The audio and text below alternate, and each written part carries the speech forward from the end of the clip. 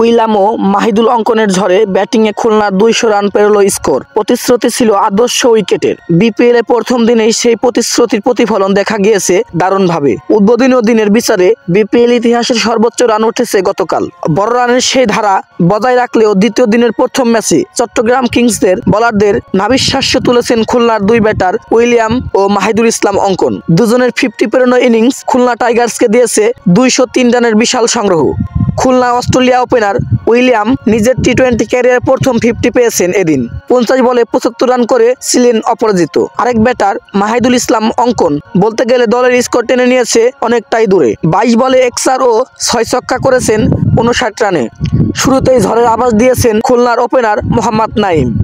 1 চার ও 3 ছক্কায় 26 রানের ইনিংস সাজিয়েছেন তিনি। যদিও ইনিংসটা বড় করা হয়নি তার।